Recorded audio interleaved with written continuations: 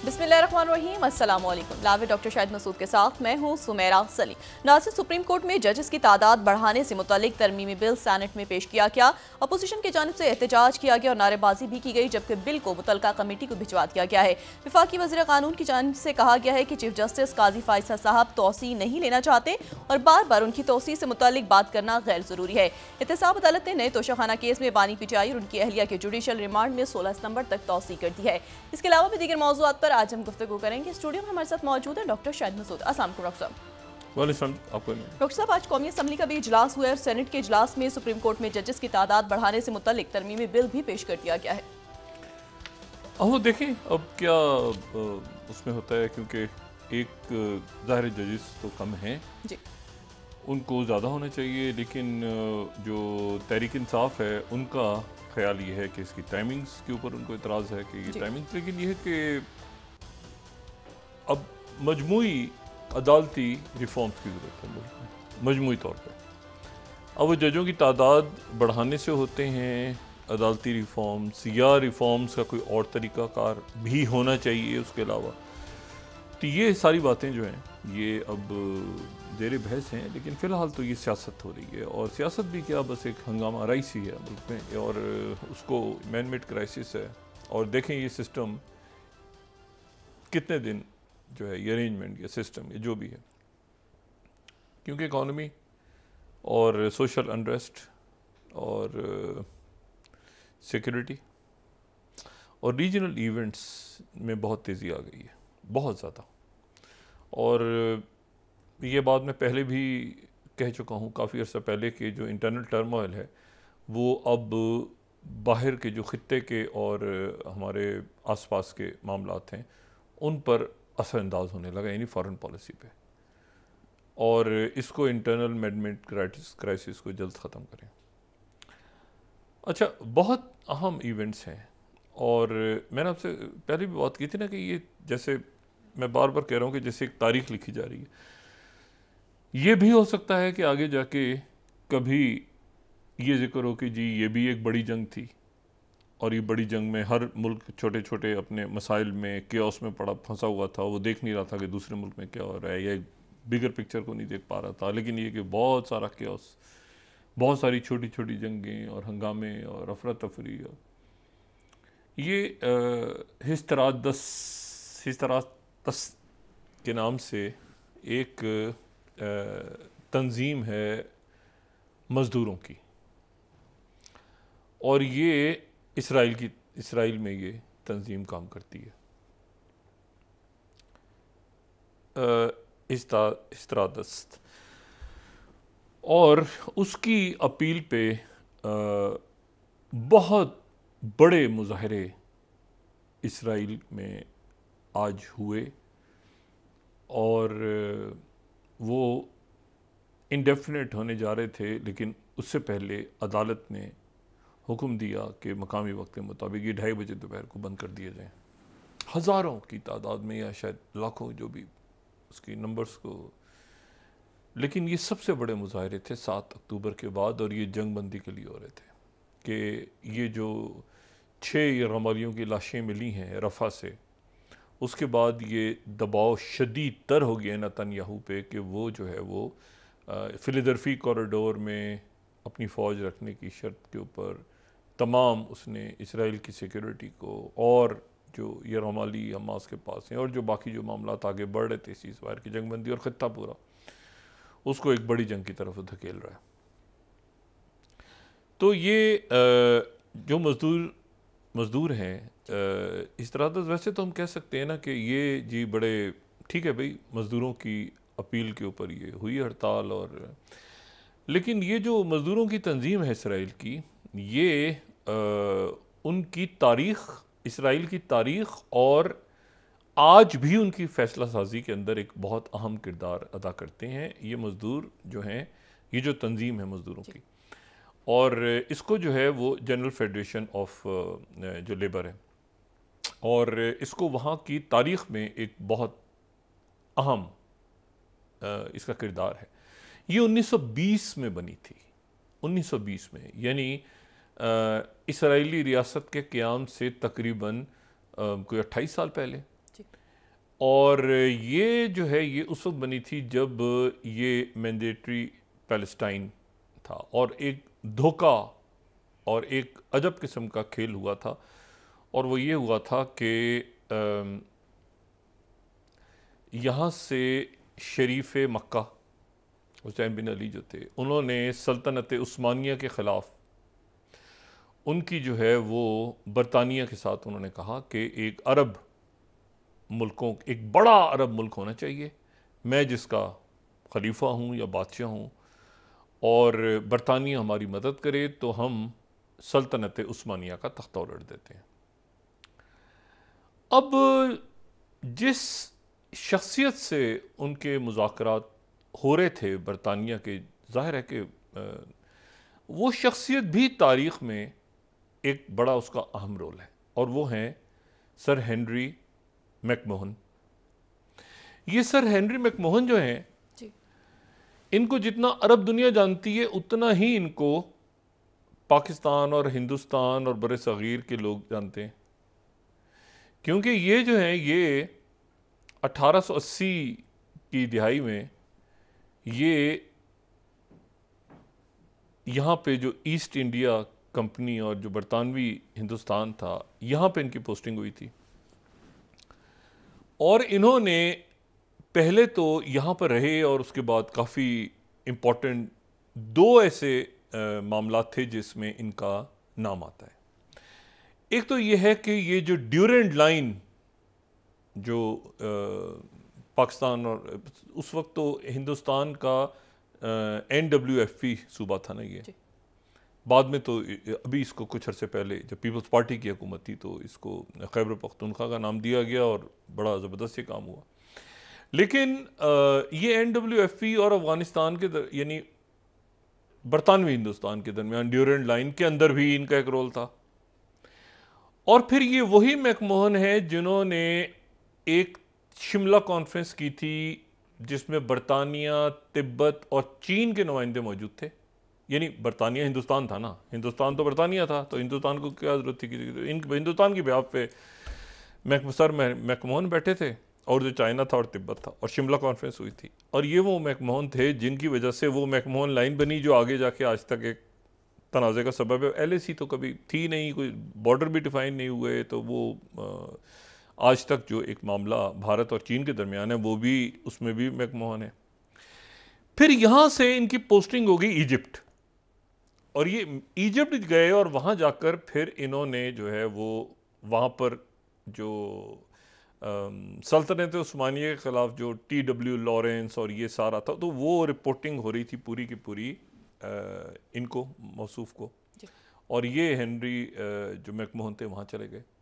वहाँ जाने के बाद इन्होंने शरीफ मक्का के साथ ख़त व किताबत की 1915 और 16 में। अच्छा, ये बड़ी तारीख़ का हिस्सा है ये जो ख़तूत है ना, अगर हम इसकी स्लाइड दिखा सकें फर्स्ट, तो ये बड़ा हिस्सा है ये फर्स्ट और सेकंड स्लाइड। तो ये बड़ा ज़बरदस्त, ये पहले जो है उसने ख़त लिखा, उन्होंने ख़त लिखा शरीफ मक्का ने। उन्होंने कहा कि जी आप एक अरब जो है यहाँ पर बड़ी रियासत कायम करेंगे। 4 खतूत आगे पीछे गए, उसके बाद उन्होंने जवाब दिया कि बिल्कुल हम करते हैं। लेकिन फिर ये हुआ कि इसी दौरान जो है वो स्काई पीकॉक मुआहदा भी हो रहा था बरतानिया का फ्रांस के साथ। एक तरफ इनको लारा लगाया हुआ था कि जी आपको हम पूरा का पूरा अरब दे देंगे हिस्सा, तभी तो उन्होंने बगावत की थी सल्तनत उस्मानी के ख़िलाफ़। अच्छा, बाद में क्या हुआ शरीफ मक्का के साथ वो हम कई दफ़ा डिस्कस कर चुके हैं, लेकिन मैं अभी आपको बता रहा हूँ ना कि ये यहाँ पे क्या हुआ। तो ये पहले तो ये शरीफ मक्का के साथ गड़बड़ हो गई, क्यों, और साथ ही बल्फोर डिक्लेरेशन आ गया, साथ ही जो है वो यानी ये ऐलान हो गया कि इसराइल को बुलाना है, इस खित्ते में आबाद करना है यहूदियों को। और वो ये जो ख़त व किताबत हुई थी जिसके नतीजे में शरीफ मक्का ने बगावत की थी, वो ये थी कि ये पूरा जो इलाका है ये एक जो है ये इलाका बड़ा अरब मुल्क होगा और जिसमें वो अरब बादशाह होंगे। तो वो आखिर में तो खैर जलावतनी में उनका इंतकाल हुआ, तो अरब उसके तो हिस्से हो गए, क्योंकि वो जो फ्रांस और बरतानिया के दरमियान तकसीम हो गया ये इलाका। तो ये मैंडेटरी पैलेस्टाइन जो था ये वो इलाका था 1920 में जो बरतानिया के पास था, और यहाँ पर फिर ये मजदूरों की तंजीम बनी। इसने फिर बाहर से जो यहूदी आके आबाद हो रहे थे उनकी आबादकारी में बड़ा इंपॉर्टेंट रोल प्ले किया, मजदूर थे ये। और फिर इन्होंने जो है वो जब जाहिर है कि वहाँ पे कहाँ पे काश्तकार हैं, कहाँ पे नहीं हैं, कहाँ पे कौन से गांव हैं, कहाँ आबाद होना है, कौन सी जगह, तो ये जो कि मजदूर थे, तो इसलिए इन्होंने इनका वो जो तरक्की में एक रोल है या बनाने में एक रोल है इसराइल के, और बाहर से जो आ रहे थे लोग उनको सेटल करवाने में, और अभी भी जो सेटलर्स हैं या जहाँ पे तामीर हो रही होती है तो सारा इनके पास ही होता है कि भाई ये ठेका वो ठेका, उधर जाके घर बनाओ ये बनाओ। इन्होंने जब हड़ताल कर दी तो इनका सिर्फ एक मजदूर तंजीम का रोल नहीं है, बल्कि ये एक तरह से मेमार भी शुमार होते हैं रियासत इसराइल के। इन्होंने हड़ताल की हुई आज। अच्छा, इसी दौरान जो है वो अब वहाँ पर वो कैमिला हैरिस जहाँ जहाँ जा रही हैं और जहाँ पे सदारती मुहिम है, तो वहाँ पर सवाल हो रहे हैं कि भाई ये पीछे ये हो क्या रहा है, वो जो बाकी जो होस्टेजेस हैं उनकी फैमिली से मिल रहे हैं, ये कर रहे हैं वो कर रहे हैं, वो तो पता चला कि जंगबंदी इधर पीछे रुक गई है। क्यों रुकी है? कभी हमास को कोसते, हमास कहते हैं हमने क्या किया भाई, आप वो करें ना जो बाइडेन ने ऐलान किया था मई के अंदर, तो बाइडेन उसके ऊपर क्यों नहीं करते? बाइडेन साहब को छुट्टी से वापस आना पड़ गया। ये जो 6 वो तो छुट्टियों पे थे, वो रेस्ट कर रहे थे वो, या उधर से रन कर रहे थे अपना ऑफिस, तो वो वापस आके उन्होंने फिर वो रोमालियों से बात की, फिर कुछ और उनके ख़ानदानों से बात की जो हैं, और उसके बाद जो है वो उन्होंने नेतन्याहू के ऊपर सारा मलबा डाला। उन्होंने कहा कि नेतन्याहू जो है वो इसमें नाकामी जो हुई है सीज़ फायर की, उसमें नेतन्याहू जिम्मेदार है। और फिर जो है वो वहाँ पर एक आखिर में आखिरी बात आई है कि अब एक फिर कोशिश हो रही है, जिसको वॉशिंगटन पोस्ट ये कोट कर रहा है कि 4th US plans to present take it और leave it Israel Gaza cease fire deal soon, दोबारा पेश करेगा अमेरिका। लेकिन उसमें यह है कि वो ये कहेंगे, इसमें बात यह है सारी कि अमेरिकन ये कह रहे हैं कि अगर अब ये नहीं हुआ तो हम इससे अलग हो जाएंगे, और फिर उसके बाद यानी इस पूरे माहदे से और ये सीज फायर से अलग हो जाएंगे। अलग होने के बाद क्या होगा, क्योंकि उधर हूतीज ने फिर अटैक किया है 2 गालिबन शिप्स के ऊपर, तो उधर वो मामला ख़राब हो रहा है बहरे अहमर में।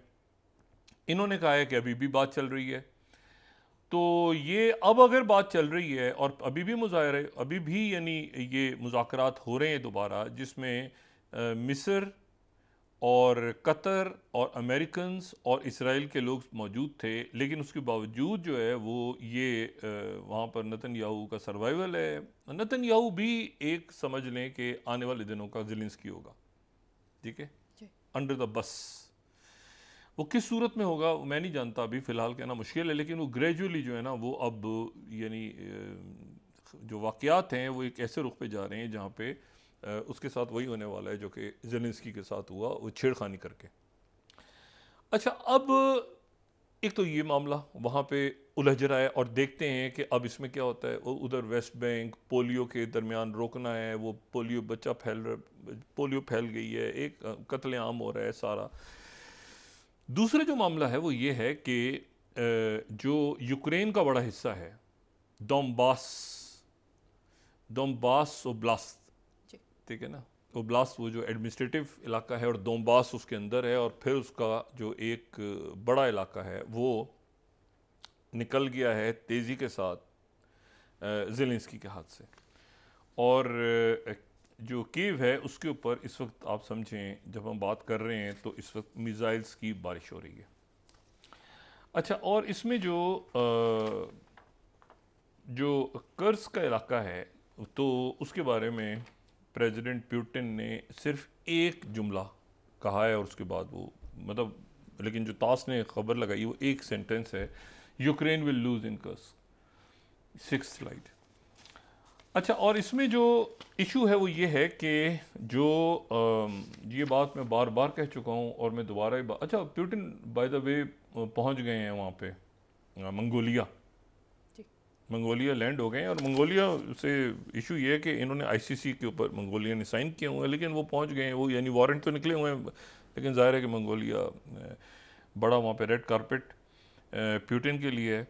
दूसरा जो इशू है वो ये है कि अब इसमें ये अगर इलाका निकल जाता है, जो हम कई दिनों से इस बात की तरफ बात ये कर भी रहे हैं और बता भी रहे हैं सबको कि अगर ये जो शहर हैं, ये अगर शहर निकल गया पोक्रोस का, अगर हम फर्स्ट उसमें देखें यहाँ पे, तो उसका मतलब है कि ये एक डिमिनो इफेक्ट होगा और बाकी दोनबास जो है वो भी तकरीबन, मतलब फिर एक होता है ना हाउस ऑफ कार्ड की तरह, चेन रिएक्शन है, एक के बाद दूसरा शहर, तीसरा शहर, चौथा शहर, और ये फ़ौजें जो हैं ये बिल्कुल दस्तक दे रही हैं इस वक्त यूक्रेन के मुख्तलिफ इलाकों तक।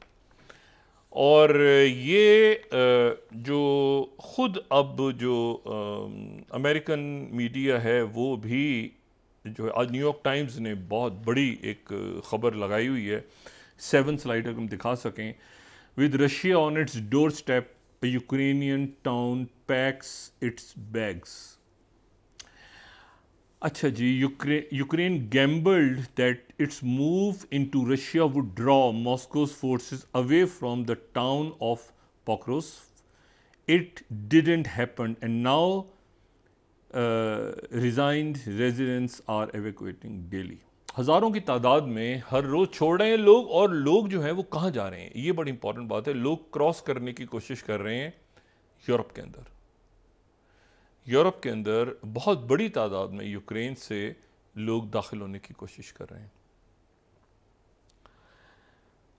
ये जो गैम्बलिंग थी कि वो ऊपर जाके और अटैक्स करेंगे, और वो एक F-16 गिर गया बीच में उनके, वो उसके बारे में भी रशिया ने नहीं कहा कि हमने गिराया है, ये अमेरिकन मीडिया ने कहा कि रशियन मिसाइल गिरा है, वो अब उसका मलबा किधर है, वो जो भी है वो पायलट की, मतलब एक अजीब व गरीब सा एक माहौल बना हुआ है वहाँ। लेकिन बात यह है कि अगर ये शहर गिर गया, जो कि वेस्टर्न मीडिया आज क्लेम कर रहा है कि वो शहर गिर गया है या गिरने जा रहा है, तो बात यह है कि ये मैं रेडियो फ्री यूरोप को अगर कोट करूं 8 स्लाइड की, Ukrainian city of Pokrovsk orders evacuations ahead of Russian assault. शहर खाली होना शुरू हो गए। इशू देखें, इशू ये है कि ये जो गैम्बल है ना जी, ये एक टैक्टिकल सी नहीं होती चीज़, एक टैक्टिकल से छोटे लेवल पे, जो मैं कहता हूँ 7 से 8 बजे की खबरें, 7 से 8 बजे की खबरें, जो स्ट्रेटजी है ना, ये कुछ और है कि रीजन को, दुनिया को एक लार्जर पिक्चर में आप देखें। ये जब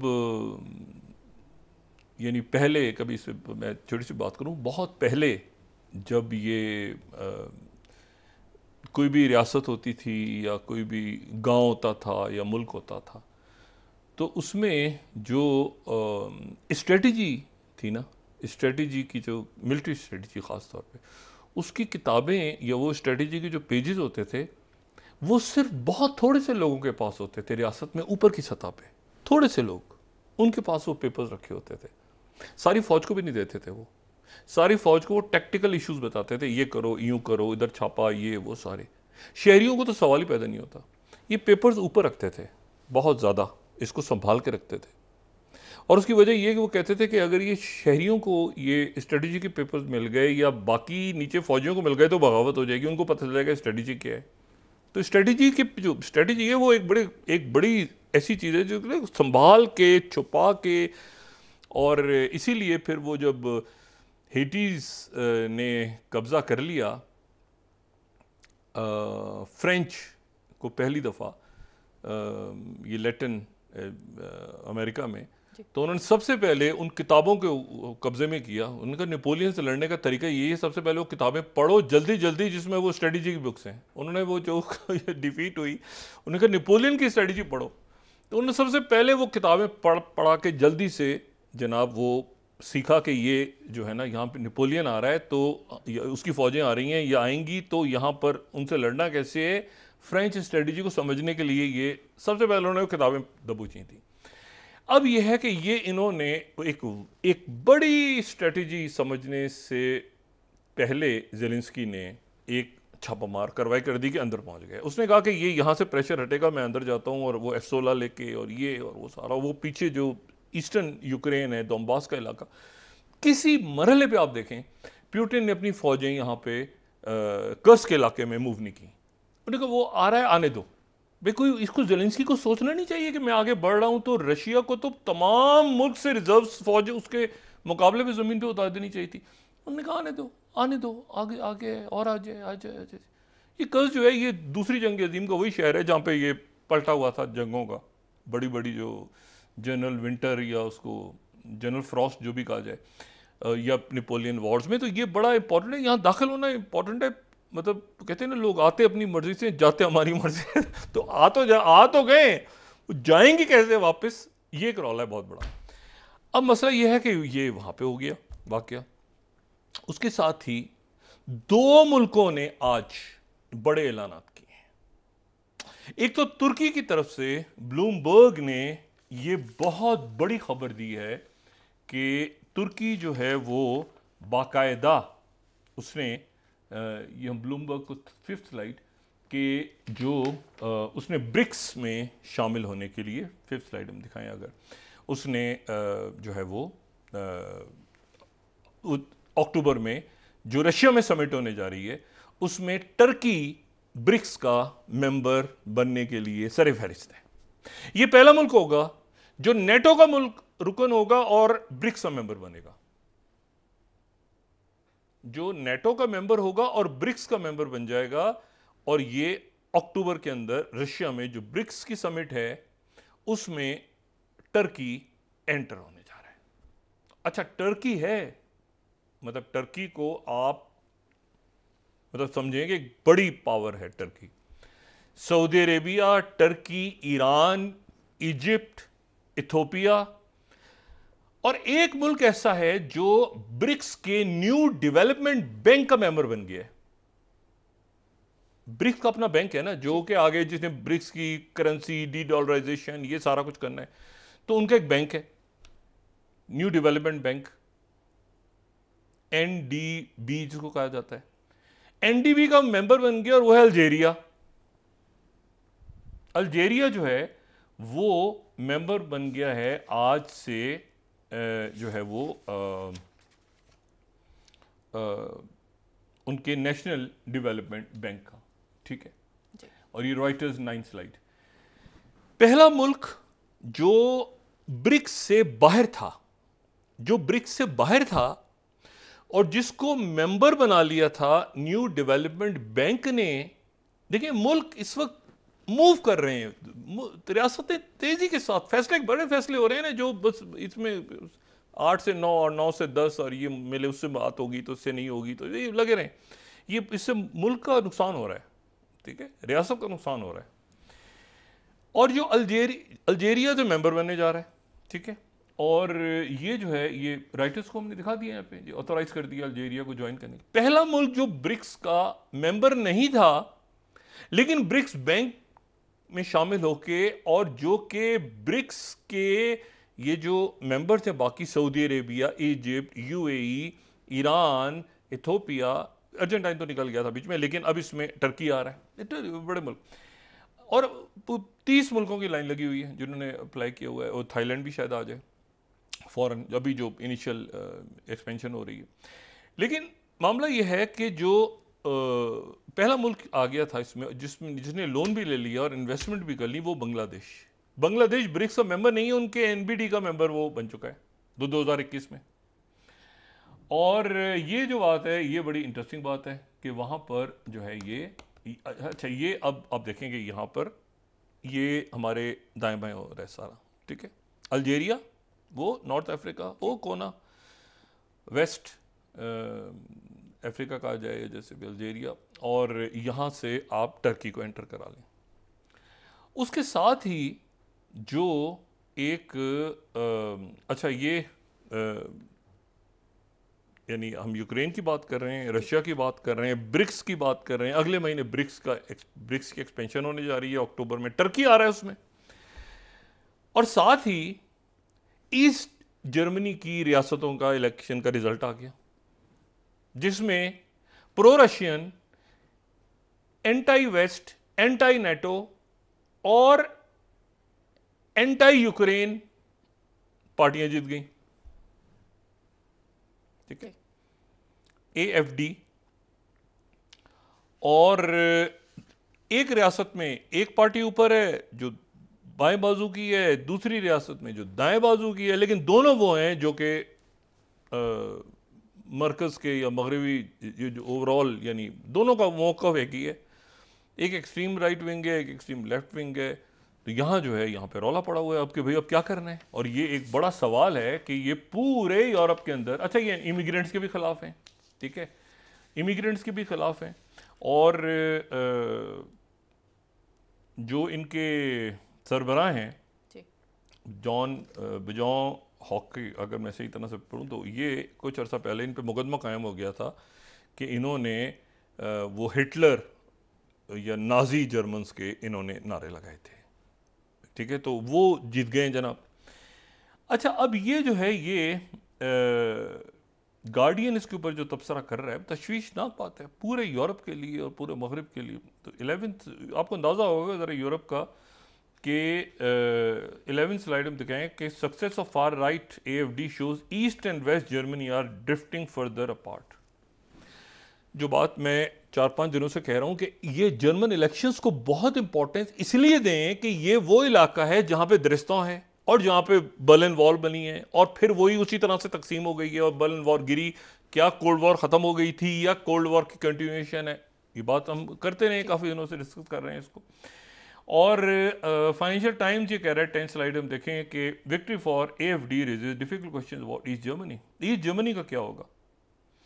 अच्छा यहाँ क्योंकि देखें ना वो ये जो पार्टी है इसको वहां पर AFD को टेररिस्ट पार्टी कहते रहे कुछ अर्से पहले, एक्सट्रीमिस्ट टेररिस्ट, ये वो इलेक्शन जीत गए उनके बगैर जो। अच्छा अगले साल जर्मनी का इलेक्शन है, जनरल इलेक्शन है, उसमें क्या होगा? क्योंकि राइट विंग की जो वेव है ये तो पूरे यूरोप में है, और ये इस तरह से इतनी राइट विंगर्स हैं कि आप तो छोड़ देंगे किसी ब्राउन या ब्लैक को बर्दाश्त करें। ये वो हैं जो वेस्ट जर्मनी से भी, ये यूक्रेन से गोरों को भी अपने आप नहीं ज़्यादा बर्दाश्त करते, ठीक है, ये वो पार्टियां जीत गई हैं। तो ये इमिग्रेंट्स मुकम्मल तौर पे इमिग्रेशन को बिल्कुल बंद किया जाए। यहाँ तक है कि दूसरे इलाकों से भी यहाँ पर लोग क्यों आए, यानी जर्मनी के अंदर भी इनका यही है कि भाई यहाँ के रिसोर्स इस्तेमाल हो, और हमारी पॉलिसी भी अलग है, हम जो यूक्रेन के साथ हैं और हम जो पुतिन के साथ, यूक्रेन के खिलाफ हैं और पुतिन के साथ हैं। अब जो है ये एक मेरे ख्याल से एक ऐसा क्राइसिस है, तो 3-4 इवेंट्स ऐसे हैं जो एक साथ हो रहे हैं, और यहाँ पर अगर ये सीज फायर नहीं होता, मार्क माई वर्ड्स, ये अगर सीज फायर और जंग बंदी और कत्लेआम बंद नहीं होता, चाइना रशिया अंदर और दाखिल होंगे, यानी मशरिक़ वुस्ता। बिल्कुल ऐसे मैंने आपको बताया ना, जिन लोगों ने 2013-14 कवर किए हुए, उन्होंने कहा यार अभी जो है ना ये फ्री सीरियन आर्मी बन गई है।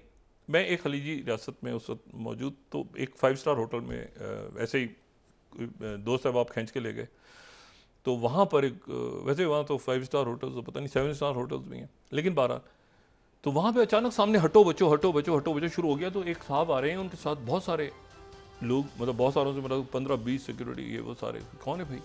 उन्होंने कहा ये सीरिया के अगले प्रेसिडेंट हैं, ये अगले हफ्ते जो है इन्होंने हलफ उठाना है, ये भी बशर अल असद तो मारा जाएगा ना 2-4 दिन में। तो ये मतलब है कि बिल्कुल मतलब deal done, free Syrian army जीत चुकी है। मतलब बशर अल असद के होता है ना, फातिहा भी पढ़, बशर अल असद को बचा लिया रशिया ने। देखिए ना इशू पूरी डायनामिक्स चेंज हो गई ना। अब वो जब उसके बाद आप देखें वैगनर, अफ्रीका, आगे पीछे, इशू ये है कि ये सीज फायर इज मस्ट। और ये जो और बाइडन का जो प्लान था प्रेसिडेंट बाइडन का, उसके ऊपर इंप्लीमेंटेशन मस्ट है ताकि ये एक्सकलेशन ना हो। अच्छा ये तो एक्सकलेशन ने होना है ना होना, एक और जगह आग लग गई है।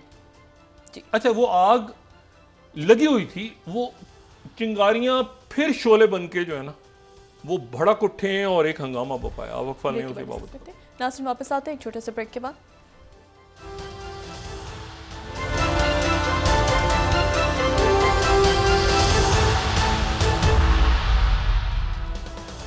वेलकम बैक नाज़रीन। डॉक्टर साहब, आने वाले दिनों में मज़ीद कानून साजी मुतवक्किल है? मुमकिन है हो जाए, कोई बिल वगैरह मंजूर हो जाए, लेकिन जैसे मैंने पहले कहा कि जो मजमूई इस वक्त सूरत हाल है उसमें फाइनेंस यानी इकॉनमी और सिक्योरिटी और सोशल अनरेस्ट जो बढ़ रहा है मुल्क में, वो इम्पॉर्टेंट इश्यूज़ हैं। बाकी जो हैं वो सारे इश्यूज़ ऐसे हैं जो इररिलेवेंट है। अच्छा, पुतिन ने अभी थोड़ी देर पहले ये बात की है कि हम किलोमीटर्स के हिसाब से आगे बढ़ रहे हैं, यूक्रेन में किलोमीटर्स के हिसाब से। और जो एक बड़ा अलाव जो पक रहा है, लेकिन उससे पहले मैं आपको सिर्फ ये बताऊं कि देखें जो इससे कतई नज़र के आपस में क्या इख्तलाफात हैं या क्या सिलसिला है इंडिया का और चाइना का, लेकिन जो गुज़रा साल है उसमें इंडिया जो है वो सबसे बड़ा एक तिजारती पार्टनर चाइना का रहा है, ठीक है। और ये 111.8 बिलियन की ट्रेड हुई है चाइना और इंडिया के दरमियान। अब इशू ये है कि बहुत कुछ ऐसा है ना, स्मार्टफोन्स, बैटरीज, कोई चीज़ और बहुत सारी चीज़ें वो उधर से इधर, इधर से उधर, इधर से उधर सारी, तो वो जो है वो इनके दरमियान एक और अमेरिका से ज़्यादा हुई है। अच्छा, इसके ऊपर जो उनके फॉरेन मिनिस्टर इंडिया के जयशंकर, उन्होंने 1-2 रोज़ पहले ये कहा भी था कि हम बड़ी सख्त स्क्रूटनी करेंगे अपनी तिजारत के ऊपर, जो है वो जो भी हमारी तिजारत चाइना के साथ हो रही है। लेकिन उनका ये स्टेटमेंट आया था 2 रोज़ पहले। आज जो है वॉशिंगटन पोस्ट ने 19 स्लाइड अगर हम दिखाएं तो इस चाइना और इंडिया की तिजारत के ऊपर बड़ा सख्त रिजर्वेशन अमेरिकन हुकाम का वॉशिंगटन पोस्ट में आया है। अच्छा, अब ये बात जो है ये बड़ी इम्पॉर्टेंट है कि देखिए, कंप्लीट तिजारत अगर चाइना से इंडिया बंद कर दे तो चाइना की तरफ से बल्कि इस पर रिस्पॉन्स भी आया उनके ग्लोबल टाइम्स की तरफ से कि ये जो रिस्ट्रिक्शंस और स्क्रूटनी वगैरह हो रही है इसका नुकसान 33rd स्लाइड में दिखाएं, इंडिया ने जो स्क्रूटनी का फैसला किया है ये उसके अपने इंटरेस्ट को हर्ट करेगा। लेकिन जो वॉशिंगटन पोस्ट है वो कह रहा है कि इंडिया, दोबारा अगर देखें इसको, India's growing reliance of China poses challenge for US trade strategy. अब मसला ये है कि यूएस कैसे ट्रेड करेगा, क्योंकि अगर हम वहाँ पे चीज़ें भेजेंगे तो वो टेक्नोलॉजी या बाकी ये पूरा जो मजमून है ये डिस्ट्रप्शंस और इसमें हम कैसे करेंगे, वो तो चाइना के पार्टनर हैं, वो चाइना से बंद करें तो फिर इधर हो ये हो सारा, तो वो एक प्रेशर बिल्ड हो रहा है।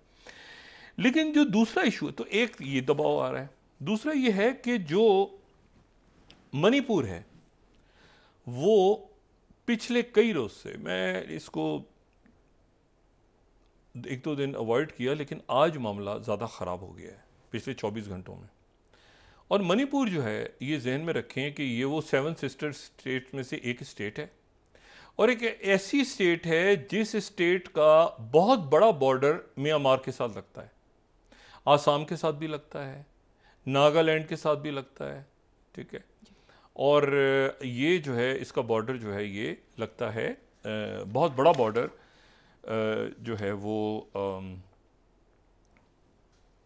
इनका जो है वो मणिपुर का वो नागालैंड से और म्यांमार से, और मतलब म्यांमार के साथ जो है वो आंध्र प्रदेश, नागालैंड, मणिपुर और मिज़ोरम, ये 4 रियासतें जो हैं इनका म्यांमार से जो है वो लगता है। अच्छा, ये ज़हन में रखें कि ये वो मणिपुर है जो बांग्लादेश के मगरिब में है, बांग्लादेश के मशरिक में है, यानी बांग्लादेश के मगरिब में तो मगरबी बंगाल है और बांग्लादेश के मशरिक में मणिपुर है।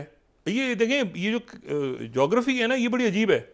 मैंने पहले भी एक दफ़ा बात की थी कि ये ऐसा लगता है जब बांग्लादेश अंदर है, यानी भारत की जो ज़मीन, जो आप देखें ना कैसे अंदर गया हुआ है, बांग्लादेश अंदर है एक्चुअली भारत के, ठीक है ना, वो अंदर पूरा मुल्क अंदर है। अगर आप इसको नक्शे पे देखें ना तो आपको लगेगा कि बांग्लादेश तो असल में अंदर है भारत के, ये नहीं कि दाएं बाएं उसके पड़ोसी हैं, वो अंदर भारत के अंदर है। अब आप देखें कि मगरबी बंगाल एक तरफ है और मणिपुर दूसरी तरफ है, ठीक है। इधर वो आप छोड़ दें कि जो इशू बने हुए हैं, लेकिन जो मणिपुर है उसके हंगामे ये सिग्निफिकेंस हो गए, सिग्निफिकेंट इसलिए हो गए कि कुछ कहे बगैर, सबसे पहले तो द हिंदू 23वीं स्लाइड, मतलब उनकी सिर्फ न्यूज़ को कोट करके फिर उसको देखते हैं कि वहाँ पर असल और ग्राउंड पे जो हो रहा है, वो मैं इसलिए नहीं कहना चाह रहा कि जो वहाँ से खबरें वहाँ से आ रही हैं, जो बात की है लोगों से जिनसे, वो तो इसको बहुत। BJP leaders house torched in fresh unrest in Manipur, और आग लगा दी मुजाहिरीन ने, किसने? कुकीज़ ने और जू ट्राइबल ऑर्गेनाइजेशंस ने, ठीक है। और क्या कर रहे हैं? To push for separate administration, ठीक है। और उसके बाद एनडीटीवी 24वीं slide, every peace rally is violence day for Kukis. ये उनके जो मणिपुर के बीजेपी के स्पोक्स पर्सन है, उनका जो घर है वो तीसरी दफा जला दिए, उसको आग लगा दी है, तीसरी दफा, थर्ड टाइम। अच्छा, फिर उसके बाद जो असल संगीन मामला है वो ये है कि मणिपुर में जो ये जो सेपरेटिस्ट कुकी लैंड या जो भी वहाँ पे लैंड जो भी मूवमेंट चल रही है, उन्होंने ड्रोन्स यूज़ किए हैं, उनके पास ड्रोन्स हैं। अच्छा, ये दो बदो लड़ाई, मतलब है कि प्रॉपर, यानी आप समझे ना कि एक ड्रोन्स के साथ उन्होंने अटैक किया है। और यहाँ पे मैं 25th स्लाइड कोट करूँ, मणिपुर वायलेंस में suspected Kuki militants launch drone attacks in Kotra के area, women and volunteer killed, और बहुत से जख्मी हुए।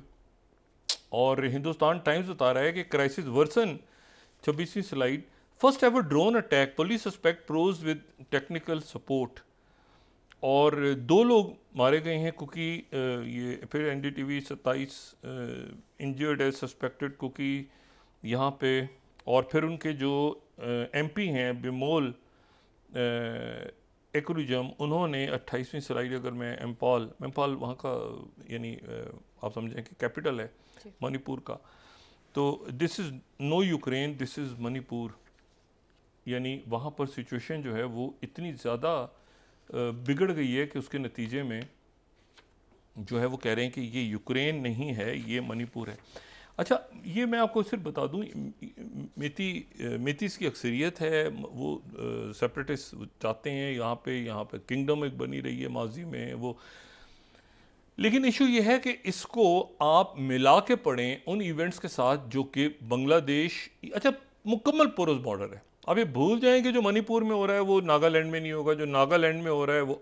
और हमें यहाँ पर इशू ये है कि ये चूँकि एक रीजनल जियोपॉलिटिकल वाक़यात हैं, इंटरनल पॉलिटिक्स को आप छोड़ दें। मैं अभी कश्मीर को भी डिस्कस नहीं कर रहा, मैं कश्मीर को भी डिस्कस नहीं कर रहा कि वहाँ पर क्या सूरत हाल है, ठीक है ना, लेकिन वहाँ पर भी सूरत हाल ठीक नहीं है। जो मशरिकी पंजाब है वहाँ पर भी सूरत हाल ठीक नहीं है, लेकिन वो अभी without going in internal politics, मैं आपको बता रहा हूँ कि मणिपुर की जियोपॉलिटिकल वहाँ पर सिचुएशन ऐसी है कि वो सेपरेटिस्ट मूवमेंट ने ड्रोन अटैक्स करके वो घरों को आग लगा रहे हैं, मार रहे हैं, और मुकम्मल म्यांमार के साथ पोरस बॉर्डर है, ये वो इलाका है जहाँ पे, और ये जो है ये ज़ाहिर है कि क्रिश्चियंस और बाकी साथ उन इलाकों में, ये पहले भी मैं इनकी जो डेमोग्राफिक्स हैं उनकी बात कर चुका हूँ।